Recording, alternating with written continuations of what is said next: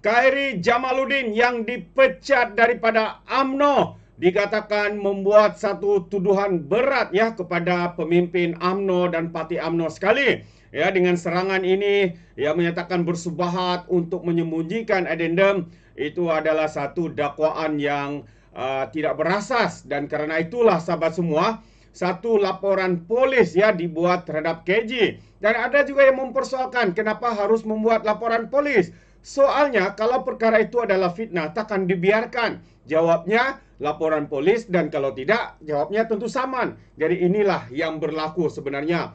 Jadi sahabat semua, saya ingin membawakan Anda apakah kenyataan daripada Khairi Jamaluddin ya sehingga satu laporan polis ya dibuat terhadap beliau. Jadi tanpa membuang masa, ayo kita lihat kenyataan media ini. Tapi sebelum saya teruskan, jangan lupa juga untuk terus support Orang Dapat Channel dengan cara tekan butang subscribe, like, dan share. Mari kita ikuti berita gempa hari ini. So, KJ katanya Menteri UMNO sorok tita addendum Najib Razak. Oh, macam mempertahankan Najib pula ya. Sedangkan yang menyerang Najib Razak begitu hebat sekali sebelum ini adalah individu termasuklah Khairi Jamaluddin.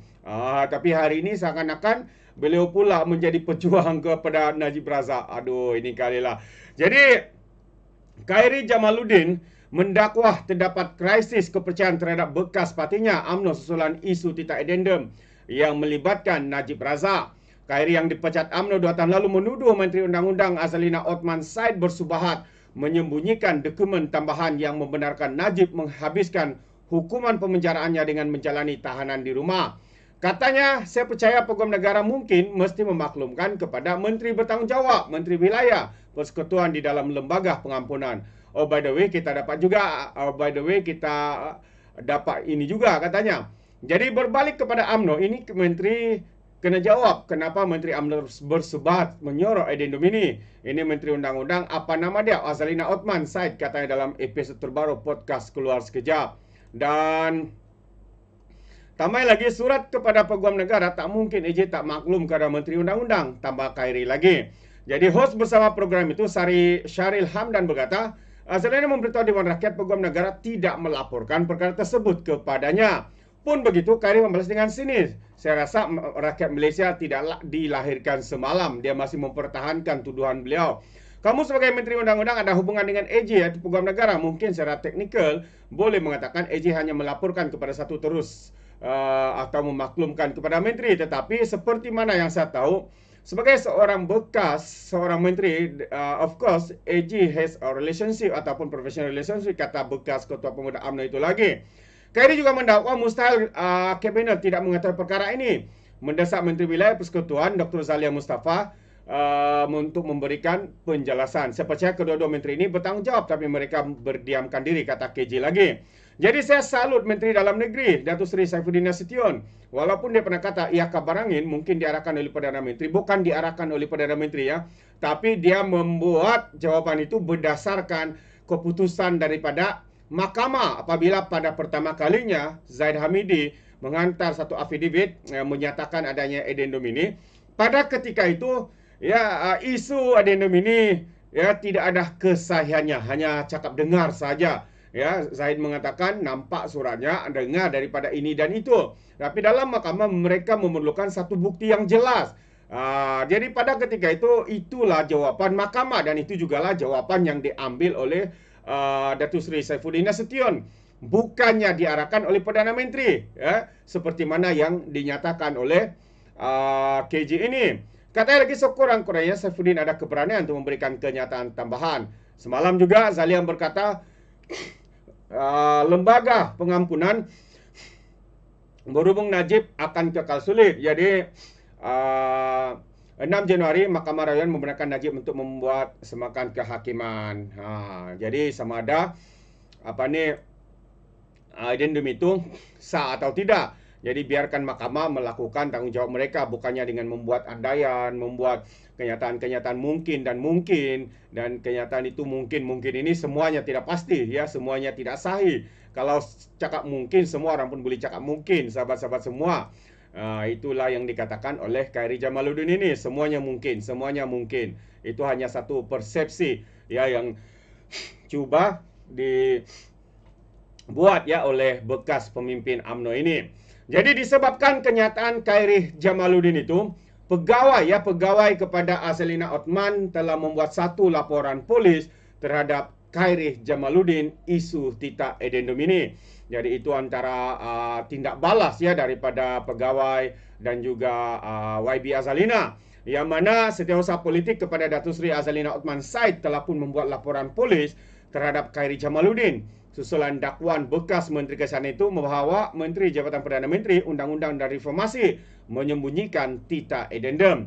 Datuk Suraya Yaakob membuat laporan di Balai Polis Sentul semalam bagi meminta pihak berkuasa menyiasat Khairi terhadap dakwaan itu.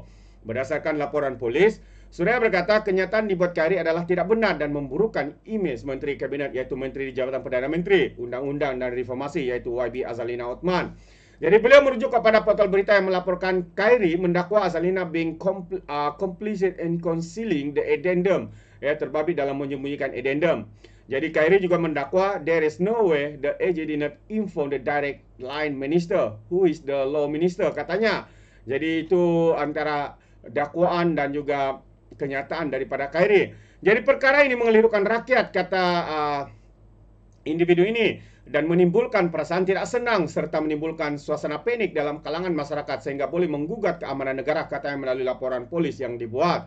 Jadi pada masa yang sama Suraya berkata, penggunaan perkataan komplisit adalah keterlaluan kerana memaksud terbabit atau dikaitkan dengan perbuatan menyalahi undang-undang atau tidak beretika.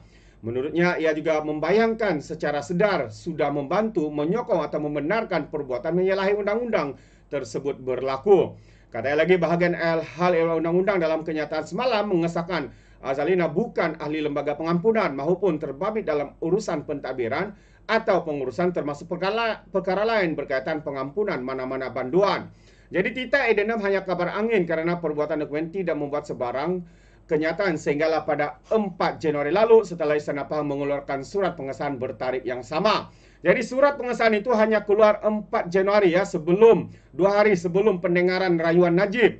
Jadi pada ketika itu tidak ada sesiapa yang boleh mengesahkan addendum itu ada dibuat atau tidak, ya, sahih atau tidak, ya, sehinggalah pada 4 Januari. Jadi sebelum itu memang logiklah kalau ia dipanggil sebagai hearsay sebab tidak ada pengesahan, ada dikeluarkan atau tidak, ya, addendum itu sah atau tidak untuk dilaksanakan atau tidak, dan kerana itu perkara itu dibawa ke mahkamah, sekali lagi ke mahkamah tinggi seperti mana yang diputuskan oleh mahkamah rayuan. Sama ada addendum itu sah, pelaksanaannya sah, adakah ia melalui prosedur yang betul dalam lembaga pengampunan atau sebagainya. Jadi perkara itu yang akan diputuskan oleh pihak mahkamah. Jadi sahabat semua, bagi saya isu ini kita menunggu keputusan daripada mahkamah sebenarnya. Soalnya adakah addendum itu sah untuk dilaksanakan ataupun tidak. Itu persoalannya. Jadi sahabat semua, sampai di sini saja. Apa pandangan Anda? Anda boleh berikan komen di dalam ruangan komen. Jadi terima kasih. Izinkan saya untuk mengundurkan diri, dan seperti biasa peribahasa mengatakan tapapun kangkap 2 ton keinginan. Dalam bahasa Melayunya, tepuk dada, tanya selera. Sekian jadi daripada Alright Nampak Channel. Saya kita berjumpa lagi. Bye-bye.